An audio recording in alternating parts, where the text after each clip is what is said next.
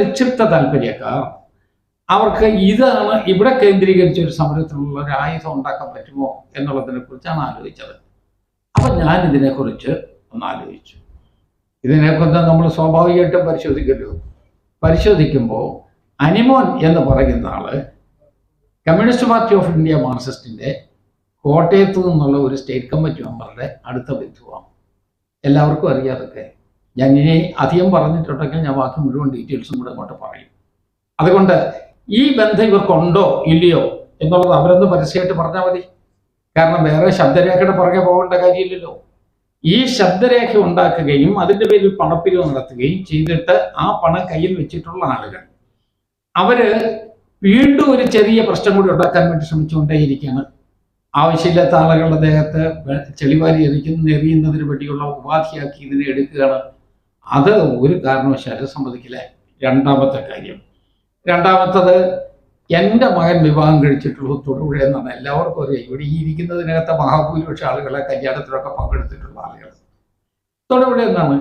അങ്ങനെ ആ തൊടുപുഴയിൽ നിന്ന് വിവാഹം കഴിച്ച മകനെ കൂടി ഇതിനകത്ത് ഇൻവോൾവ് ചെയ്യിക്കാൻ ശ്രമിച്ചു എന്നുള്ളതാണ് എനിക്ക് പേഴ്സണലായിട്ട് രണ്ടാമത്തെ കാര്യമായിട്ടുള്ളത്. ഇവിടെ അതിൻ്റെ മറുപടി അവൻ തന്നെ പറഞ്ഞിട്ടുണ്ട്. അന്വേഷണം എന്ത് വന്നാലും അന്വേഷണത്തോട് യോജിക്കും. അന്വേഷണ ഏജൻസിയുടെ കാര്യങ്ങളൊക്കെ തുറന്നു പറയും. അവർക്ക് എന്ത് വേണമെങ്കിലും അവർക്ക് ചോദിക്കാം. അതിന് ഈ ഒരു സ്വാഭാവികമായിട്ടും യാഥാർത്ഥ്യങ്ങൾക്ക് മറുപടി പറയുകയും ചെയ്യും. അത് അതിൻ്റെ വഴിക്ക് പോയിക്കോട്ടെ. ഇവിടെ പ്രധാനപ്പെട്ട പ്രശ്നം ഈ ആവശ്യമില്ലാതെ ആളുകളുടെ മേൽ ചെളിവാരി എറിയുന്നതാണ്. അങ്ങനെ ചെളിവാരി എറിയേണ്ട കാര്യം എന്താണ് മാർക്സിസ്റ്റ് പാർട്ടിക്ക്? അവർക്ക് ഇതിനകത്ത് പങ്കുണ്ടോ എന്നുള്ളതിനെ കുറിച്ച് പറയണം. ഈ പണം പിരിക്കുന്നതിനുള്ള ശബ്ദരേഖ പുറത്തു വന്ന അനിമോനുമായിട്ട് മാർക്സിസ്റ്റ് പാർട്ടിയിലെ ആർക്കാണ് അടുത്ത ബന്ധം, റിലേഷൻ? ബന്ധം എന്ന് ഞാൻ പറഞ്ഞാൽ ഒരു ഫ്രണ്ട്ഷിപ്പ് അല്ല, റിലേഷൻ. അവർക്ക് ആർക്കാണ് ഉള്ളത് അവർ പറയണം. ആ റിലേഷനിലെ അതിൻ്റെ ബാക്കി കാര്യങ്ങളെക്കുറിച്ച് കൂടി ജനങ്ങളോട് ബോധ്യപ്പെടുത്തണം.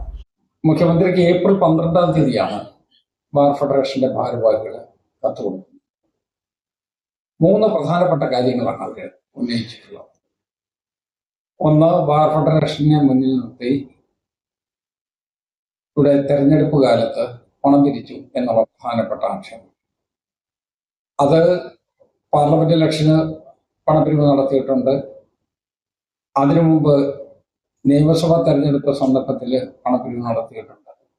പിന്നീടും ഒരിക്കൽ കൂടി അതുപോലുള്ള പണപ്പിരിവ് നടത്തിയിട്ടുണ്ട്. അതുകൊണ്ട് ഞങ്ങൾ ഇതുകൊണ്ട് സഹികെട്ടു എന്ന രൂപത്തിലാണ് ബാർ ഫെഡറേഷൻ ഓഫ് കേരള മുഖ്യമന്ത്രിക്ക് പെറ്റീഷൻ കൊടുത്തത്. മുഖ്യമന്ത്രിക്ക് പെറ്റീഷൻ കൊടുത്തതിന് ശേഷം മെയ് മാസം 23-ാം തീയതി ഒരു ശബ്ദരേഖ പുറത്തു വന്നു. ആ ശബ്ദരേഖയുടെ ഉടമസ്ഥനെ കുറിച്ച് എല്ലാവർക്കും അറിയാം.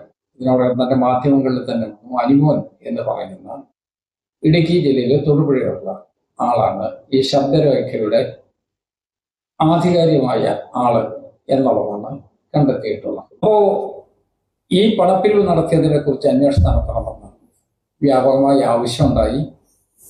നിയമസഭയ്ക്കകത്തും പുറത്തും അതിനെക്കുറിച്ച് ചർച്ചകൾ നടന്നു. അത് അവസാനിപ്പിക്കുന്നതിന് വേണ്ടിയുള്ള നടപടിയെടുക്കണമെന്നുള്ള ആവശ്യമാണ് യഥാർത്ഥത്തിൽ സമൂഹത്തിലുണ്ടായത്. മാധ്യമങ്ങളെല്ലാം നല്ല ശക്തിയോടുകൂടി ഉയർത്തി കാണിച്ചു. ഉടനെ മാധ്യമങ്ങളെ ആക്ഷേപിക്കുന്നതിന് വേണ്ടിയുള്ള പരിശ്രമം ഉണ്ടായത്. മാധ്യമങ്ങൾ എന്തോ വലിയ കുഴപ്പമുണ്ടാക്കുന്നു എന്നൊരു മട്ടിലാണ് ആദ്യം അതിൻ്റെ ഒരു പ്രചരണം ഉണ്ടാക്കുന്നത്, കൗണ്ടർ പ്രചരണം ഉണ്ടാക്കുന്നതിന് വേണ്ടി ശ്രമിച്ചത്. അതുകൊണ്ട് എന്തായാലും ഈ ശബ്ദരേഖ പുറത്തു പോയത് എന്തിനാണ്, എങ്ങനെ എന്നുള്ളതിനെ കുറിച്ച് അന്വേഷിക്കണമെന്നായി നമ്മളുടെ എക്സൈസ് വകുപ്പ് മന്ത്രി ശ്രീ MP രാജേഷൻ. ഇവിടെ പ്രധാനപ്പെട്ട പ്രശ്നം ശബ്ദരേഖയല്ല, ഇതിന്റെ പണപ്പിരിവാണ് പ്രധാനപ്പെട്ട പ്രശ്നം. ആ ശബ്ദരേഖ എങ്ങനെ പുറത്തുപോയി എന്ന് പറഞ്ഞാൽ ശബ്ദരേഖ ഉണ്ടായത് കറക്റ്റാണ് എന്നുള്ളതിന്റെ അർത്ഥം പുറത്തറിഞ്ഞു എന്നുള്ളതിന്റെ ആക്ഷേപമുണ്ട്. BJP സ്വാഭാവികമായിട്ട് അതിനെക്കുറിച്ചുള്ള അന്വേഷണമൊക്കെ നടത്തുന്നുണ്ടാകണം. അന്വേഷണം എവിടെ വരെ പോയി നിൽക്കുന്നു എന്നുള്ളത് അതിൻ്റെതായ മുറയ്ക്ക് പോകട്ടെ.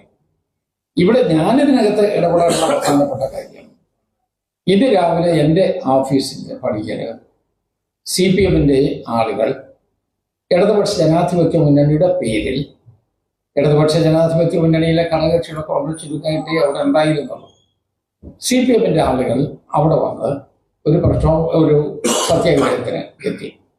സത്യാഗ്രഹത്തിൽ എത്തിയപ്പോൾ സ്വാഭാവികമായിട്ട് എന്താ കാര്യം എന്നുള്ളതിനെ കുറിച്ച് നമ്മൾ തിരക്കില്ല. ആ സത്യാഗ്രഹം എത്തിയതിനകത്ത് അവർ പറയുന്നത് ഇവിടെ എന്താ, ഞാൻ രാജിവെക്കണം എന്നാണ്. ബാർ ഫെഡറേഷൻ ഓഫ് കേരളയെ കൊണ്ട് പണം പിരിപ്പിച്ച കേരള ഗവൺമെന്റോ അതിന്റെ ഉത്തരവാദിത്തപ്പെട്ട ആളുകളോ അല്ലെങ്കിൽ അതിന് പണം പിരിച്ചു കൊടുക്കുന്നതിന് വേണ്ടി ശ്രമിച്ചിട്ടുള്ള ആളുകളോ